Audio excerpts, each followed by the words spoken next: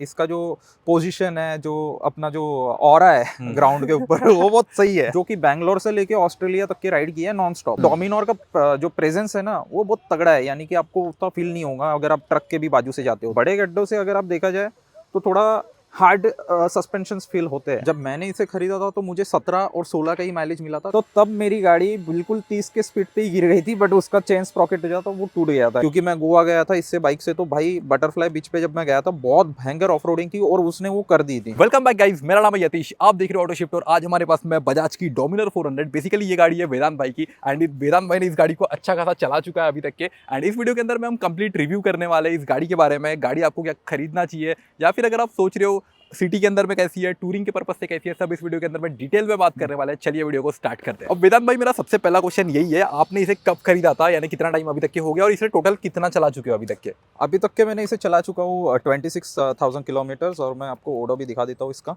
And कब खरीदे थे इसे? इसे मैंने खरीदा था दिसंबर में, यानी आज से 2 साल पहले 2023 में। ओके, तो टोटल 26,000 किलोमीटर आपने अभी तक के इसे चलाया है। हाँ। एंड सबसे पहला मेरा क्वेश्चन यही है कि लॉन्गेस्ट राइड आपने कितना मारे इस पे अभी तक के एक स्ट्रेच में? एक स्ट्रेच में मैंने लॉन्गेस्ट राइड किया इससे 1150 kilometre from Mumbai to Bangalore. And या इसका जो पोजीशन है, जो अपना जो ऑरा है ग्राउंड के ऊपर वो बहुत सही है। तो basically it's a whole combo of touring. अब सबसे पहले मुझे वो बता दो कि आपकी गाड़ी लाइक इतना चला चुके हैं आप इसको 26,000 किलोमीटर, तो माइलेज कितना मिला है आपको? सिटी के अंदर बता दो, हाईवे पे आपको कितना माइलेज निकाल के दिया इसने वो भी बता दो। देखिए स्टार्टिंग में आप होप मत करना कि ये आपको एकदम से 30 का माइलेज देगी। जब मैंने इसे खरीदा था तो मुझे 17 और 16 का ही माइलेज मिला था, कम से कम 1 महीना। फिर जब फर्स्ट सर्विस हुई थी तो उसके बाद मेरा माइलेज बहुत ज़्यादा बढ़ गया, 27 इन द सिटीज़, और मैक्सिमम मेरा जो हाईवेज का जो है वो 36 गया है।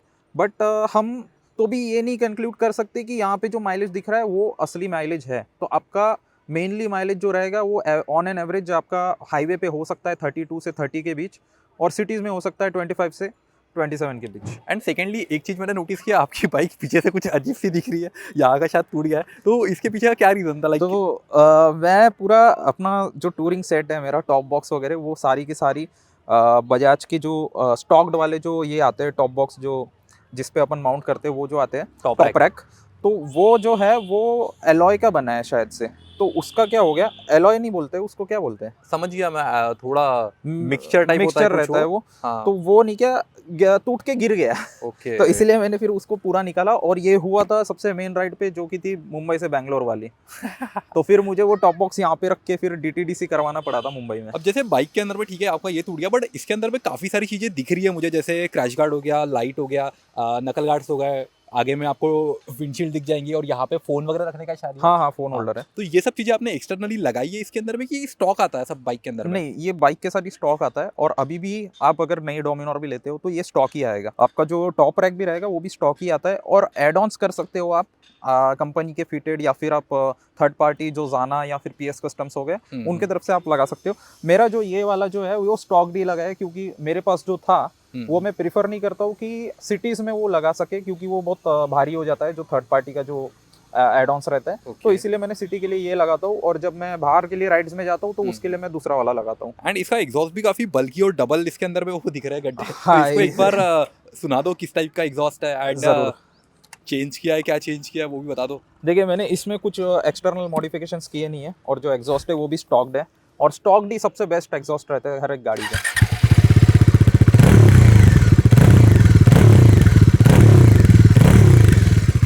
एग्जॉस्ट का नोट तो इसका काफ़ी ज़्यादा बेसी है। और सेकंड, हीटिंग इशू बता दो, बिकॉज बड़ा इंजन है तो सिटी के अंदर में कितना हीट होती है, हाईवे पे कैसी चलती है गाड़ी वो बता दो। देखो यार, अगर कंपेयर तो नहीं कर सकते अपन, दूसरी बाइक्स का अलग अलग ये रहता है एनाटॉमी वगैरह, बट इसका जो इंजन हीटअप का जो ये है इशू है, वो इंजन हीटअप तो होता है बट आपको फील नहीं होगा कभी पैरों के पास कि इतना ज़्यादा हीट हो रहा है। एंड एक चीज़ तो रहती है कि भाई अगर आप समर टाइम्स में अगर आप ये गाड़ी चला रहे हो, कौन सी भी गाड़ी चला रहे हो, तो उतना तो इंजन हीट होता ही है। 400 सीसी के तो बात के जो सीसी ये जो रहती है तो हीटअप तो हो ही जाता है उसमें। और लोगों का जो रिएक्शन है भाई, बहुत सारे लोग देखते हैं, अगर मैं अगर इसको हाईवे पे लेके जाऊँ तो भाई बहुत सारे लोग पीछे पलट के भी देखेंगे, और फिर सिटीज़ राइड में भी आपको बहुत कंफर्टेबली आप मैन्योर कर सकते हो इस गाड़ी को।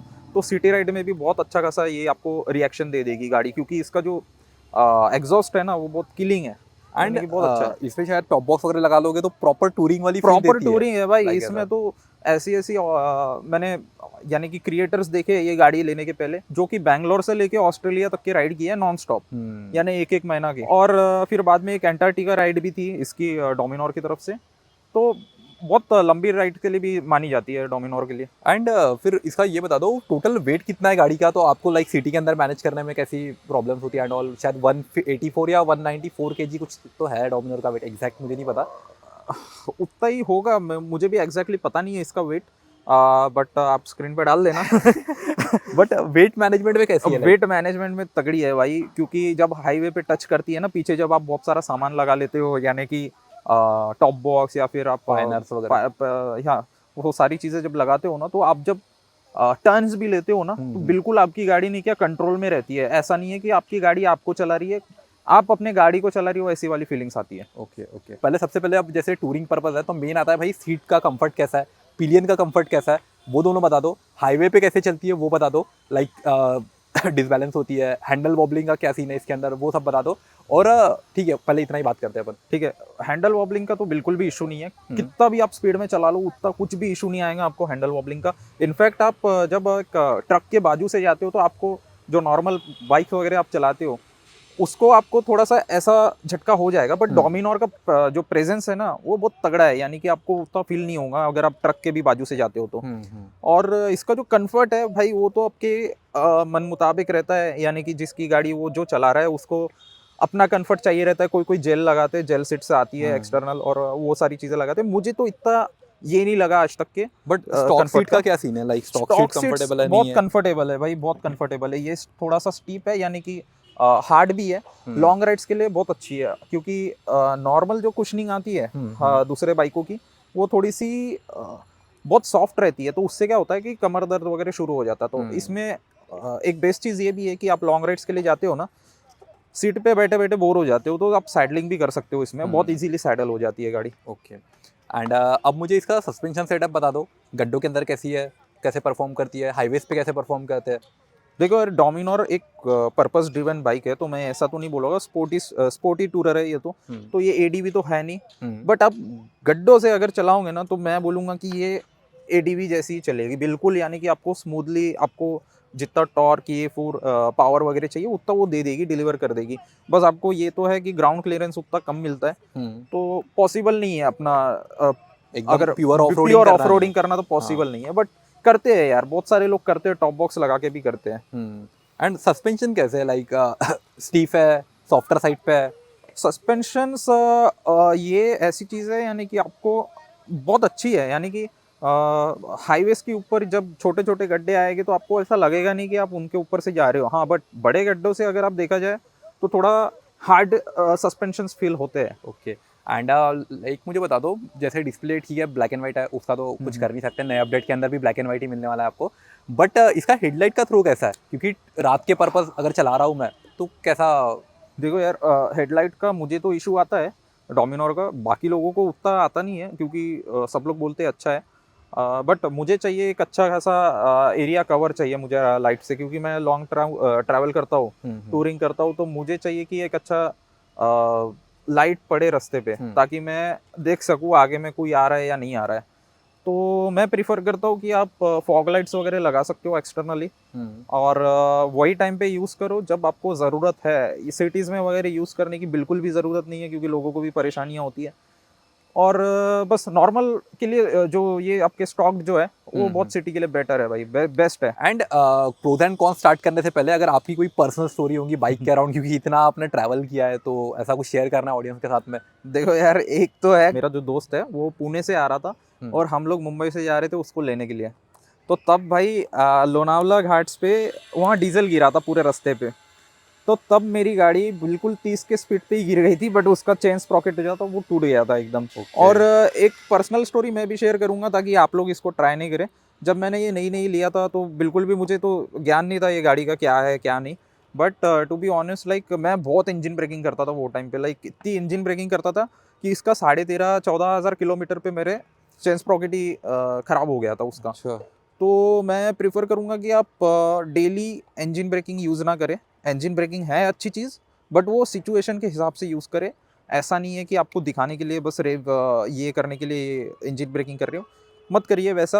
आपका बहुत जो हेल्थ है आपका चेन स्प्रॉकेट का, वो बहुत इम्पैक्ट करता है उसके ऊपर। एंड इसका अब फाइनल बात करते हैं, गाड़ी के कुछ प्रोज एंड कॉन्स बता दो जो आपको लगता है शायद इसके अंदर अपडेट्स आना चाहिए। जैसे नए अपडेट्स के अंदर मैं बता दूं तो राइडिंग मोड्स आ गए उसके अंदर में आई गेस। उसके बाद में ब्रेकिंग का बाइट अच्छा कर दिया है, पावर को बढ़ा दिया है, डोमिनर में डिस्प्ले वगैरह सब अच्छा कर दिया है उन्होंने। बाकी उसको अगर वो गाड़ी को आप सोचो कि अच्छा वो मेरे पास में है, तो उसके अलावा और क्या अपडेट्स आना चाहिए था, क्या बेटर होना चाहिए था, क्या आपको अच्छा लगा गाड़ी के अंदर अभी तक के, एंड क्या लगता है कि इस गाड़ी के अंदर बुरा है करके। देखिए यार, गाड़ी का जो लुक है ना वो तगड़ा है, और जो राइडर है वही राइड कर सकेगा। पर पिलियन का मैं गारंटी नहीं देता हूँ, क्योंकि पिलियन सपोर्ट तो आता है उसमें, बट पिलियन को तो भी बहुत वाइब्रेशंस फेस करने पड़ते हैं। डोमिनोर है भाई at the end of the day, और वाइब्रेशन फुट पैक में भी आपको मिलेगा ही मिलेगा जब आप नई गाड़ी भी लोगे तो। और आपको मे बी ब्रेक्स का भी उतना प्रॉब्लम्स आ सकता है। मैं प्रोज एंड कॉन्स की बात तो नहीं कर रहा हूँ, बट आपको फेस करना पड़ सकता है, क्योंकि ये भारी बाइक है। तो स्टार्टिंग में उतना भगाओ मत, और बाइक को बिल्कुल कंट्रोल में रखो। और प्रोज की बात करूँ तो भाई गाड़ी एक नंबर मक्खन है। अगर आप हाईवे पे वगैरह चलाते हो, या फिर बिल्कुल नॉर्मली भी ऐसे आप कहीं संडे टू संडे राइड्स पे जाते हो, तो बहुत ही अच्छी गाड़ी है।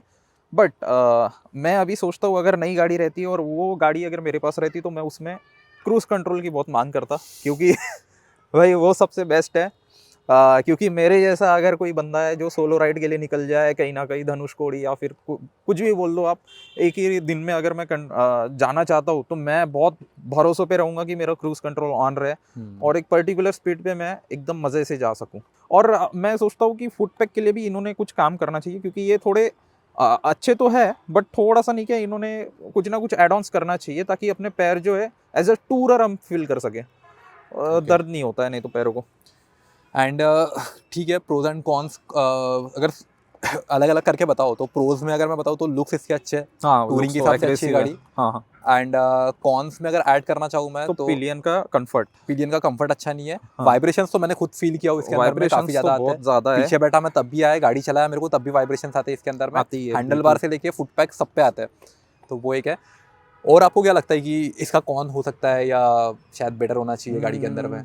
कौन तो फिर बाद में तो मुझे बिल्कुल भी फेस नहीं करना पड़ा यार, बिल्कुल। यानी कि मिनिमल कॉन्स है। एक ही बार मेरी गाड़ी बंद पड़ी थी जब मैंने खरीदा था, तो उसके 4-5 महीने बाद उसकी जो मैं नाइट राइड को गया था, तब मेरी गाड़ी बंद पड़ी थी, और मेरे पास बिल्कुल भी ऑप्शन नहीं था, क्योंकि इसको किक नहीं है। तो बिल्कुल भी ऑप्शन नहीं था, मैं किसको कॉल लगाऊँ, क्या लगाऊँ। जो बजाज वालों ने नंबर दिया था वो भी नहीं क्या ये कर रहे थे। और भाई सर्विस जो है बजाज की थोड़ी सी, मैं ऐसा नहीं बोलूँगा ज़्यादा अच्छी है ज़्यादा कम है, बिल्कुल एवरेज है। क्योंकि सर्विस के टाइम पे इनको बिल्कुल भी सिचुएशन समझ में नहीं आई मेरे, क्या है जो अभी स्टैंड का जो इशू था ना अपना, जब अपन जब एग्जॉस्ट का चेक कर रहे थे, तो मेरा स्टैंड का इशू तब से है 2 साल से, जो उन्होंने फिक्स ही नहीं करके दिया अभी तक के। तो या उसकी वो तो बहुत बड़ा कौन है एक सर्विस का जो है। वो तो डिपेंड करता है सिटी टू सिटी, हो सकता है किसी सिटी में शायद बेटर मिल जाए आपको। हाँ, एंड वो तो है। ये सब हो गया। अब मुझे एक चीज़ मेरा क्वेश्चन रह गया था, आपके लाइक वाइब्रेशन इसके अंदर कब स्टार्ट होते हैं? आपने हाईएस्ट इसको कितना भगाया है अभी तक के टूर करते हो, और क्या एक कंफर्टेबल स्पीड है कि आप इस पे नॉर्मली क्रूज कर सकते हो? देखो यार, एक पर्टिकुलर आरपीएम पे सारी गाड़ियों पे वाइब्रेशन शुरू हो जाते हैं। तो डोमिनोर पे भी आपको एक पर्टिकुलर जब आएगा आरपीएम, तो आपको एकदम ये हो जाएगा, यानी वाइब्रेशन शुरू हो जाएगी। दूसरा क्वेश्चन क्या था? एक था कि लाइक क्या कि पर्टिकुलर स्पीड पे आप बढ़िया तरीके से क्रूज कर सकते हो हाँ, इसको? 120 130 भाई एक नंबर है। मैं यानी आपको प्रमोट नहीं कर रहा हूँ कि उतनी हाई लेवल पे आप स्पीडिंग करो और ये सब कुछ करो, बट हाँ, जब खाली रास्ता रहता है मैं इसको 130 120 के बीच में ही चलाता हूँ। बाद में तो मैं इसको 100 to 90 के बीच में ही चलाता हूँ। एंड हाँ भाई देखो, इतने स्पीड में मत चलाया करो बाइक, अब इनको एक्सपीरियंस है बिकॉज इतना चला चुके हैं। और बाकी इनका चैनल भी है वेज ब्लॉग के नाम से, आगे एक बार देख लो, मैं वैसे भी डिस्क्रिप्शन बॉक्स में के अंदर डाल दूंगा इनकी लिंक एंड ऑल। तो अगर आपको ब्लॉग देखना है डोमिनोर के अराउंड कुछ भी, तो आप जाके देख लो, बढ़िया बढ़िया ब्लॉग बनाते हैं। और जो भी टूर्स एंड ऑल है सब आपको मिल जाएगा, लोकेशन सब बढ़िया बढ़िया, तो वो सब देखने को मिल जाएगा। बाकी मुझे एक चीज़ बताओ, अभी जैसे कोई भी यंग बंदा हो या जो भी अभी खरीदने की सोच रहा हो, तो डोमिनोर क्या आप उसे सजेस्ट करोगे? बिकॉज अभी मार्केट के अंदर में डोमिनोर है, सेम ब्रांड की बाइक आती है NS400Z, जिसके अंदर में आपको कम प्राइस में ज़्यादा फीचर्स देखने को मिल जाते हैं बेसिकली। और ऑप्शन में अभी हिमालयन आ गई है, जबकि हिमालयन पे रेट बढ़ गए, इस पे रेट नहीं बढ़े। और उसके बाद में 390 एडवेंचर, काफ़ी सारे बाइक्स आ गए अभी मार्केट में, तो क्या आप ये सजेस्ट करोगे अभी? देखिए यार, मैं तो एक ही बात करूंगा कि बाइक अगर आपको देखना है तो सबसे पहला चीज़ जो रहता है आपका बजट, और फिर सेकंड आपका रहता है पर्पज़, जो आपका पर्पज़ है, यानी कि आपको लॉन्ग राइड्स करना है, ऑफ रोड्स करना है, ट्रेल करना है, बहुत सारे पर्पज़ है गाड़ियों में। तो मैं इसलिए डोमिनोर प्रेफर करूँगा उन लोगों को, अगर आपको लॉन्ग राइड्स करना है, थोड़ी बहुत ऑफ रोडिंग भी करना है, बहुत स्मूथली कर ली थी, ऐसा कुछ है ही नहीं कि ये बाइक में जो कर ना सके। तो आपको अगर टूरिंग पर्पज़ के लिए बाइक चाहिए तो आप पर्टिकुलरली आप डोमिनोर के लिए जा सकते हो। बजट फ्रेंडली बाइक है और सबसे बेस्ट बाइक है। आपको ज़्यादा इसके एक्सटर्नल जो चीज़ें हैं वो भी ज़्यादा महंगे नहीं आएंगे। आपका 20-30 हज़ार में पूरा स्टॉक, यानी जो एक्सटर्नल आप लगाओगे, पैनियर्स या फिर टॉप बॉक्स, ये वो सारी चीज़ें आपका 25 हज़ार के अंदर ही हो जाएगा नई बाइक में भी। ओके, तो बाकी अगर आपको कुछ भी क्वेश्चन है बाइक से रिलेटेड कमेंट सेक्शन में पूछ सकते हो, या फिर इनका चैनल बता दिया, इनको स्पैम कर दो बढ़िया तरीके से। एंड आपको वीडियो कैसा लगा कमेंट में बताओ। नेक्स्ट आपको किस बाइक के ऊपर में ओनरशिप रिव्यू चाहिए वो भी कमेंट कर देना। मेरा नाम है यतीश, आप देख रहे हो ऑटो शिफ्ट। मिलते हैं जल्दी नेक्स्ट वीडियो में।